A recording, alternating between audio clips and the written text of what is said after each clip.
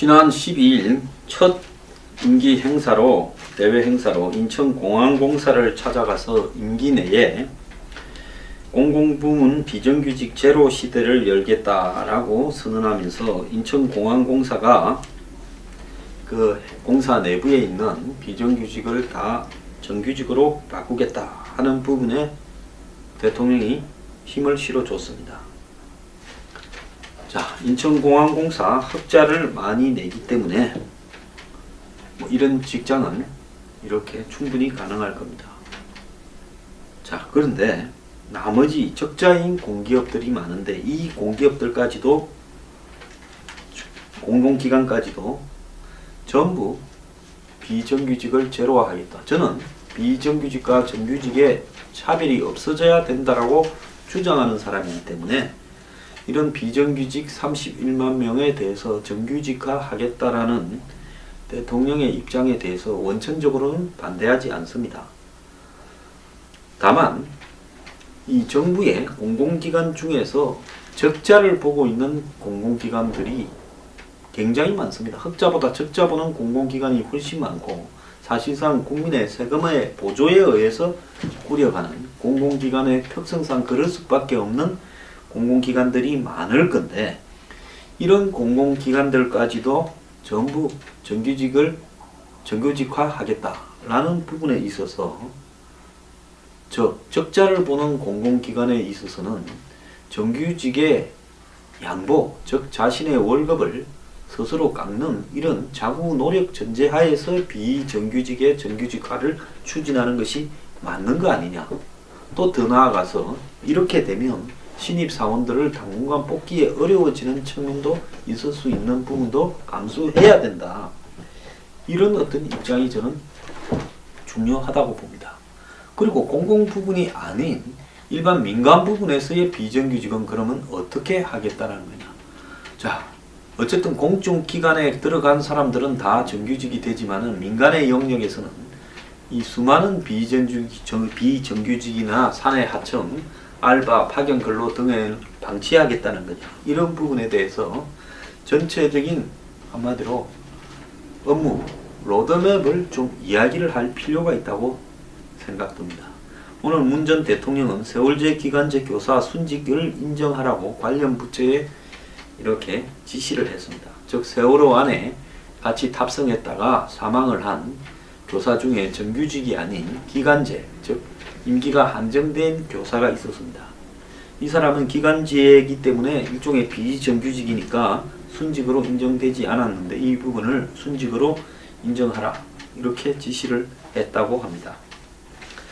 자, 문 전 대통령은 탈건이 소통 등을 내어 걸고 어깨에 힘을 뺀 채 지금 처음부터 대단한 행보를 하고 있습니다. 국민의 75%가 이런 행보를 지지한다라는 여론조사의 내용도 있었습니다. 리얼미터가 지난 10일에서 12일간 유권자 1,500여 명한테 물어서 조사한 건데요. 국정수행에 대해서 긍정 답변이 74.8이라고 나왔습니다. 매우 잘할 거라는 것이 41.6.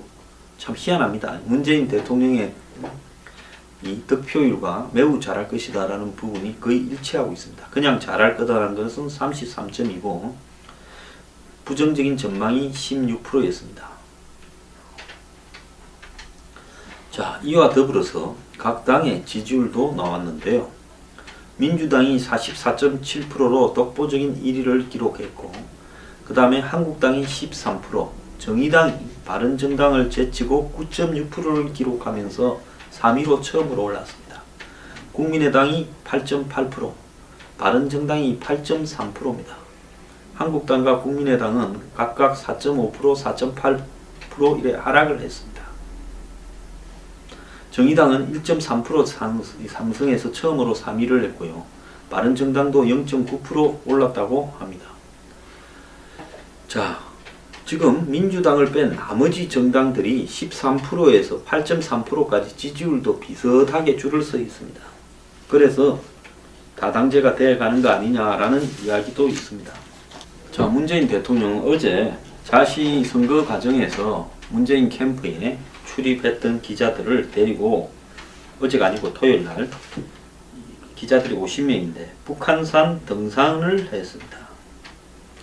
등산을 갔다 와서는 청와대에서 같이 밥을 먹었습니다. 청와대 구내식당에서 임종석 비서실장이 밥을 퍼고 문재인 후보가 삼계탕을 식판에 받아서 같이 밥을 먹었습니다. 부인 김정숙 여사는 지난 주말 이사 준비를 마무리를 이제 하는 장면이 화면에 잡혔는데 본인이 직접 이 가방을 끌고 내려와서 차에 실는 장면도 포착이 되었고 집 앞에 민원 시위를 하러 온 사람을 손을 잡아 끌고 라면이나 먹으러 가자 해서 집 앞에 끌고 갔다가 나중에 컵라면을 하나 들려서 이렇게 내보내기도 했습니다. 자, 이런 모습들 오늘 아침에 또 신문도 어제 신문도 그제 신문도 항상 이 대통령이 청와대에서 직접 직원들과 둘러 앉아서 식사하는 장면을 내보이고 있습니다. 박근혜 정권이 워낙 시대착오적인 대행적인 권위주의로 일관했고 불통이었고 심지어 장관 청와대 수석들을 앉혀놓고 독대가 필요하다고 생각하느냐는 식으로 조롱하는 것도 아니고 그런 행태를 TV 중계하에 내보냈기 때문에 이런 행동들은 국민들 다수가 지지를 보낼 수 있습니다. 자, 그런데 여기서 정말로 중요한 부분들은 문재인 정부가 이런 소통만으로 모든 문제를 해결하지 못한다는 겁니다. 지금 당장 보면 문재인 정부는 여러 가지 문제의 적폐를 해소하겠다고 칼을 뽑고 있습니다. 자, 소통 행보와 또 한편으로는 적폐 청산 이 두 가지가 문재인 정권의 방향성일 거라고 생각이 드는데요. 당장 굉장히 급속하게 여러 가지 사안이 바뀌고 있습니다. 이번 주에 5.18 행사가 있는데요. 이 5.18 행사에서 행사 때마다 문제가 되었던 임을 위한 행진곡이라는 노래. 이 노래는 노무현 전 대통령과 386이 총선에 승리한 뒤 청와대 만찬에서 불렀던 노래인데 그 이후에 보수 정권 들어서 찬밥을 받았습니다. 그래서 2009년부터 보훈처가 5.18 기념식에서 재창곡으로 제외를 했고 그래서 이 문제를 둘러싸고 해마다 5.18 때면 시끄러웠습니다. 자, 그런데 이 노래가 이제는 복근이 되어서 이번 5.18부터는 불리어진다고 합니다. 또 조국 민정수석은 정윤회 문건 사건을 재조사하겠다라고 하면서 검찰 내에 우병우 라인을 손을 보는 그런 어떤 계기로 삼으려고 합니다. 검찰 개혁의 아마 시발점이 정윤회 문건 사건 재조사라고 보고 있습니다. 자, 김진태 총장, 김수남 지검장 등 당시 검찰 고위 간부에 대해서 대거 조사 가능성이 있습니다. 그리고 김수남 서울지검장은 그 뒤에 이 검찰총장이 되었죠.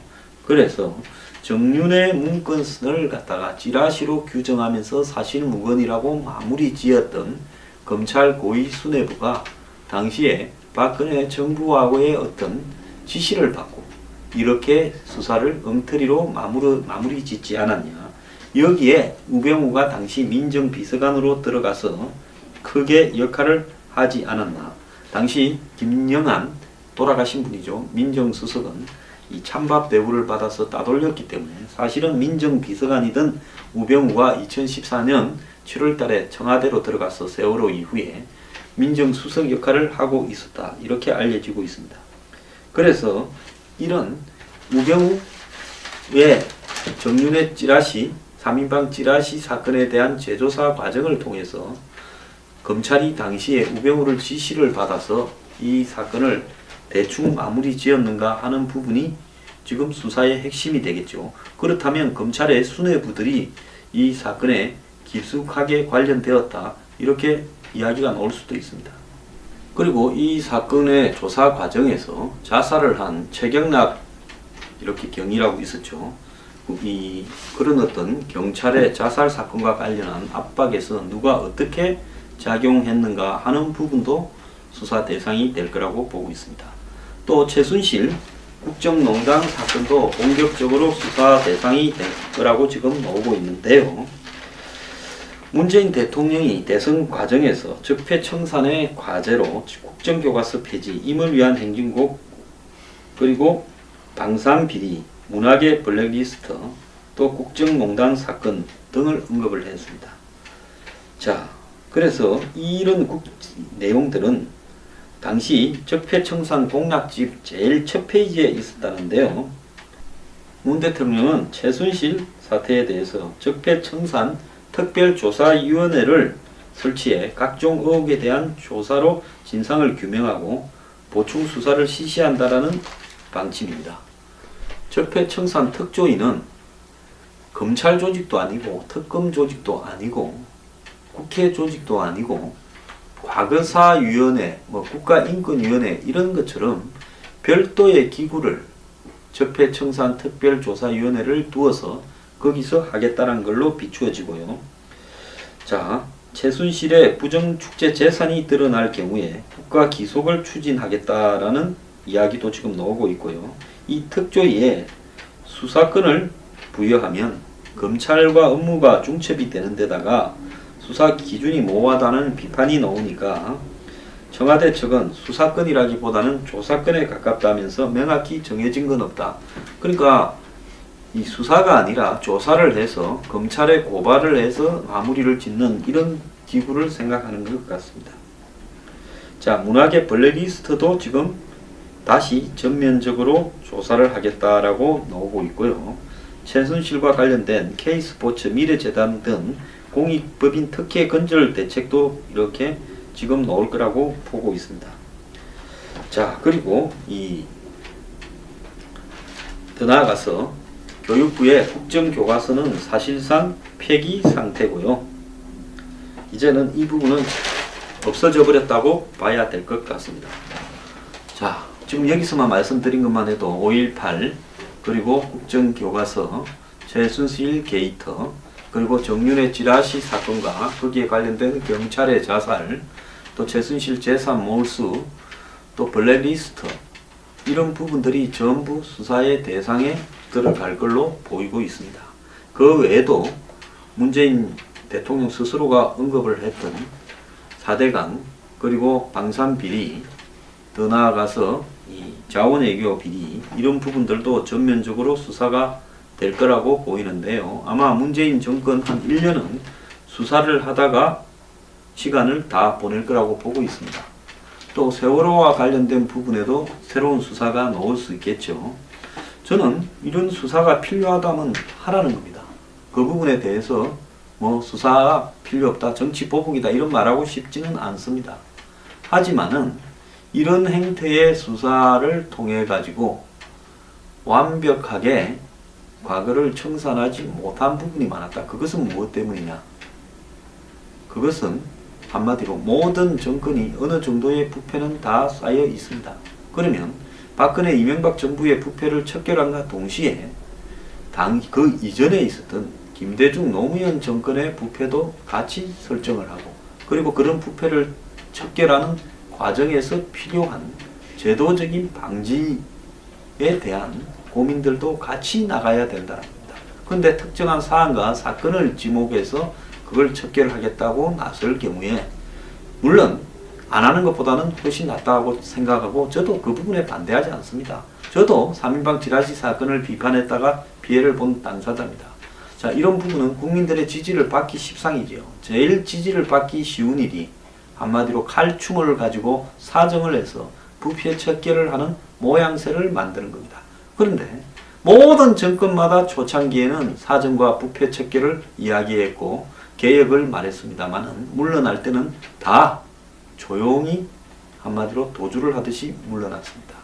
왜 그렇게 됐겠습니까?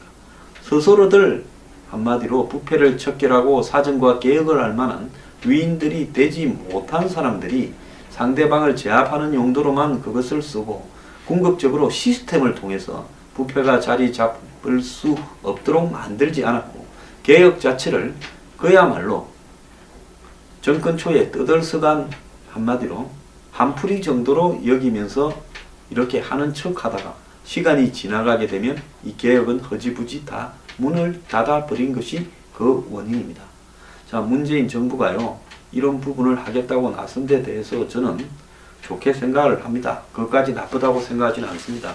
단 거기에는 스스로 부패하지 말아야 되고 더러운 손으로 한마디로 남의 부패를 타도할 수는 없을 겁니다. 그러려면 부패를 청산하는 부분들에 있어서 그야말로 부패를 청산할 만한 사람들이 그 주체가 돼야 된다는 걸 말하고 싶고요. 시간의 성역이 없이, 인물의 성역이 없이 과거의 야권의 정부에서도 있었던 의혹에 대해서도 과감하게 수사를 해주기 바랍니다. 더 나아가서요. 부패 척결이나 사회개혁을 가기 위해서는 제도적인 어떤 틀들이 매우 중요하다고 생각이 됩니다. 그런 제도적인 시스템을 제대로 갖추어서 부패가 만연하지 않도록 하는 것이 더 중요한 거 아니냐. 즉 과거를 향해서만 갈 게 아니라 미래를 향해서 제도적으로 보완을 하는 방식들도 같이 만들어 가야 된다는 걸 말하고 싶고요. 또 특히 이념과 관련되는 부분의 적폐 청산에 대해서는 매우 신중할 것을 저는 이야기를 하고 싶습니다. 5.18 노래 중요하다면 중요하지만은 자, 상처 입는 사람도 있을 수 있습니다. 국정교과서 폐지 이것도 마찬가지입니다. 엄청난 사람들이 상처를 입을 수 있습니다. 저는 국사교과서만큼은 여야와 합의해서 국정교과서로 해야 된다라고 확신하는 사람입니다. 더 나아가서요. 블랙리스트 문제. 자, 이 문제 처리하되요. 과거에 야권이 지배하던 10년에 있었던 이런 의혹들도 스스로 인정을 하고 이런 일이 방지되지 않도록 아예 예술에 대한 지원 부분에서 정치 성향을 완전 배제하겠다라고 국민 앞에 약속을 해주길 바랍니다. 자, 과거에 야권이 지배하던 시대에 이 개량 한복 입은 운동권 문화 건달들이 인사동이나 그 주변에 죽치고 앉아서 정부 돈 빼먹고 각종 위원회니 무슨 자리 한 자리씩 꿰차고 앉아서 어깨 힘주면서 가관이 아닌 행보를 하던 일도 잘 기억하고 있습니다. 그거 없다고 우기지 마세요. 차라리 보수정권 9년에는 무슨 유인촌 씨 정도나 모를까 뭐 문화계 인사 중에서 정권하고 실세를 하면서 어깨 힘주고 다니는 사람은 좀 별로 없었습니다. 그런 사람이 있다면 다 잡아 처리를 하더라도요. 과거에 자신들 정권에서 있었던 적폐에 대해서도 같이 넣어서 새로운 개혁안을 만들고 인정할 건 인정하는 식으로 가기 바랍니다. 자, 국정교과서 폐지되었는데 국정교과서를 지키는 아마 잔다크가 되겠다고 말한 자유한국당의 비례대표 의원은 어디서 뭐 하십니까? 이쯤 되면 자리를 던지던가 국정교과서 폐지를 반대한다고 청와대 앞에서 단식 농성이라도 해야 맞는 이야기 아닙니까? 자, 수많은 사람들이 국정교과서 반대한다고 집회를 하고 하더니만 이게 없어지는데 요즘은 지혜하는 사람도 하나 없습니다. 이것이 다 그간의 보수가 벌였던 행각들이 정말 스스로 돌이켜봐야 될 게 많다는 것을 보여주는 게 아니겠습니까? 관변 보수, 하청 보수 한마디로 한계라고 보고 있습니다. 새로 태어나야 되고요. 국정교과서 없애는데 말 한마디 할 인력도 없다. 전부 다 숨어버렸습니까? 어디 가버렸습니까? 지난 주말에 태극기 집회에는 조원진을 지지하느냐 홍준표를 지지하느냐는 세력들 때문에 싸움이 나서 15분 만에 끝났다고 언론에 보도가 되었습니다. 다요. 이제 보수가 이제 고생의 시작입니다. 앞으로 엄동설안을 10년을 갈지 20년을 갈지 모릅니다. 자, 벌써 다 진이 빠지고 쌈질하고 네 책임이니 내 책임이니 하면서 이렇게 해서야 어째 견디겠습니까? 이제 시작인데 이렇게 시끄러운데요. 남 탓할 게 아니라 정말로 자기 탓을 하고 기존의 보수에 앞장서고 시끄러웠던 사람들의 이 반성을 저는 기대합니다. 우리가 반성해야 한마디로 보기 싫은 꼴도 안 볼 수 있습니다.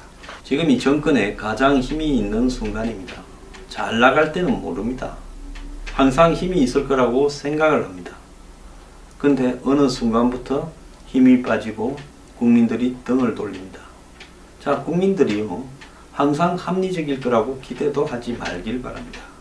정권마다 이래 생각할 겁니다. 우리는 정말로 잘하려 했는데 국민들이 우리 뜻을 몰라주고 등을 돌리기 시작했다. 미국에서 이미 한국에 진행되고 있는 민주주의 과정에 대한 우려스러운 시선의 보도도 지금 연달아 나오고 있습니다. 링컨 대통령은 취임 후 상당히 오랜 기간 동안 침묵을 했습니다. 그것은 적대 세력을 자극하지 않고 자신이 하고자 하는 개혁안을 그 기간 동안에 반대 세력에게 설득을 하고 괜찮은 인물들을 끌어들여서 41.1%를 얻은 정권이 앞으로 어떻게 청산과 개혁을 해나가는가 하는 방향을 링컨이 잘 보여줬다고 보고 있습니다. 자, 한풀이식의 적폐 청산과 개혁, 그리고 본때를 보이겠다라는 부분은 결코 오래 가지 않습니다. 모든 분노와요, 원한을 내려놓고 철저하게 이것이 정말로 올바른 국가개혁의 방안인가 스스로 100번쯤 묻고 스스로 공정한가, 스스로 나는 그렇지 않았는가에 대해서 묻고 가야 제대로 성공할 수 있습니다. 대선 때는 숨었다가 대선이 끝난 뒤 나와서 언론 인터뷰를 하는 문준용 씨를 보고 많은 사람들은 참 저것이 힘센 자의 정의다라고 생각도 하고 있습니다. 자, 제 말 잘 생각해 보기 바랍니다. 나중에 또 지금 개혁의 청산의 기치를 드는 사람이 또다시 청산의 한마디로 대상이 되지 않으려면 제 말을 정말 잘 생각해 보십시오.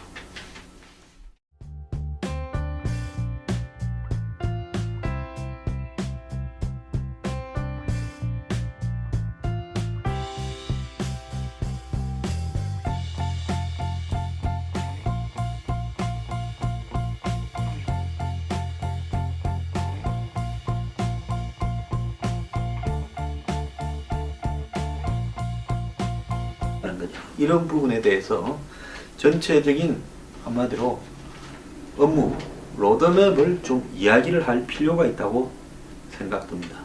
오늘 문 전 대통령은 세월제 기간제 교사 순직을 인정하라고 관련 부처에 이렇게 지시를 했습니다. 즉 세월호 안에 같이 탑승했다가 사망을 한 교사 중에 정규직이 아닌 기간제, 즉 임기가 한정된 교사가 있었습니다. 이 사람은 기간제이기 때문에 일종의 비정규직이니까 순직으로 인정되지 않았는데 이 부분을 순직으로 인정하라 이렇게 지시를 했다고 합니다.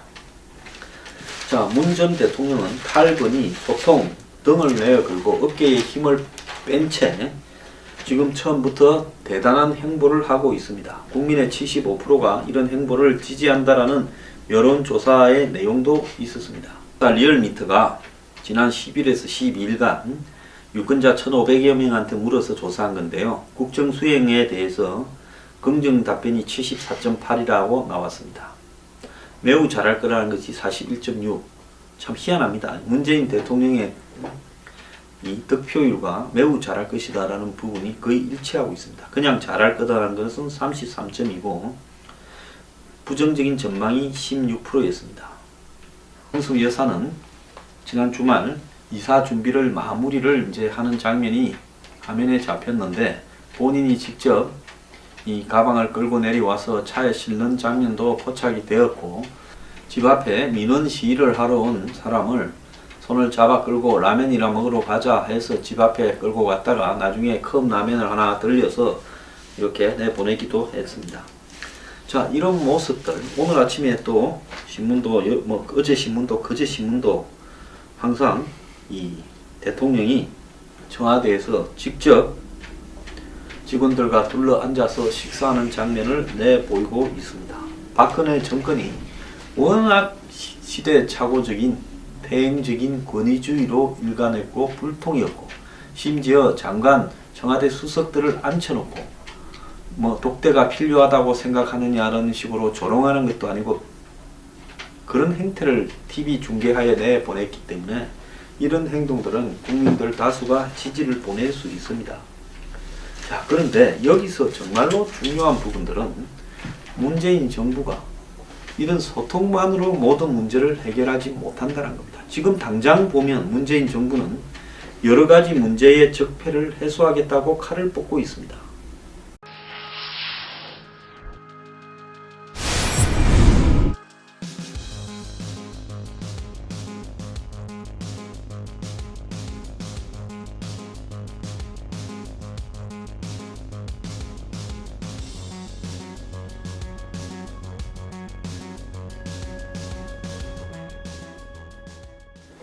지난 12일 첫 임기 행사로 대외 행사로 인천공항공사를 찾아가서 임기 내에 공공부문 비정규직 제로 시대를 열겠다라고 선언하면서 인천공항공사가 그 공사 내부에 있는 비정규직을 다 정규직으로 바꾸겠다 하는 부분에 대통령이 힘을 실어줬습니다. 자, 인천공항공사 흑자를 많이 내기 때문에 이런 직장은 이렇게 충분히 가능할 겁니다. 자, 그런데 나머지 적자인 공기업들이 많은데 이 공기업들까지도 공공기관까지도 전부 비정규직을 제로화하겠다. 저는 비정규직과 정규직의 차별이 없어져야 된다라고 주장하는 사람이기 때문에 이런 비정규직 31만 명에 대해서 정규직화 하겠다라는, 자, 이와 더불어서 각 당의 지지율도 나왔는데요. 민주당이 44.7%로 독보적인 1위를 기록했고, 그 다음에 한국당이 13%, 정의당이 바른정당을 제치고 9.6%를 기록하면서 3위로 처음으로 올랐습니다. 국민의당이 8.8%, 바른정당이 8.3%입니다. 한국당과 국민의당은 각각 4.5%, 4.8% 이래 하락을 했습니다. 정의당은 1.3% 상승해서 처음으로 3위를 했고요. 바른정당도 0.9% 올랐다고 합니다. 자, 지금 민주당을 뺀 나머지 정당들이 13%에서 8.3%까지 지지율도 비슷하게 줄을 서 있습니다. 그래서 다당제가 되어가는 거 아니냐라는 이야기도 있습니다. 자, 문재인 대통령은 어제 자시 선거 과정에서 문재인 캠프에 출입했던 기자들을 데리고, 어제가 아니고 토요일날 기자들이 50명인데 북한산 등산을 했습니다. 등산을 갔다 와서는 청와대에서 같이 밥을 먹었습니다. 청와대 구내식당에서 임종석 비서실장이 밥을 퍼고 문재인 후보가 삼계탕을 식판에 받아서 같이 밥을 먹었습니다. 부인 김정 대통령의 입장에 대해서 원천적으로는 반대하지 않습니다. 다만 이 정부의 공공기관 중에서 적자를 보고 있는 공공기관들이 굉장히 많습니다. 흑자보다 적자 보는 공공기관이 훨씬 많고, 사실상 국민의 세금의 보조에 의해서 꾸려가는 공공기관의 특성상 그럴 수밖에 없는 공공기관들이 많을 건데, 이런 공공기관들까지도 전부 정규직화 하겠다라는 부분에 있어서, 적자를 보는 공공기관에 있어서는 정규직의 양보, 즉 자신의 월급을 스스로 깎는 이런 자구 노력 전제하에서 비정규직의 정규직화를 추진하는 것이 맞는 거 아니냐. 또 더 나아가서 이렇게 되면 신입사원들을 당분간 뽑기에 어려워지는 측면도 있을 수 있는 부분도 감수해야 된다. 이런 어떤 입장이 저는 중요하다고 봅니다. 그리고 공공 부분이 아닌 일반 민간 부분에서의 비정규직은 그러면 어떻게 하겠다는 거냐. 자, 어쨌든 공중기관에 들어간 사람들은 다 정규직이 되지만은 민간의 영역에서는 이 수많은 비정규직이나 사내 하청, 알바, 파견 근로 등을 방치하겠다.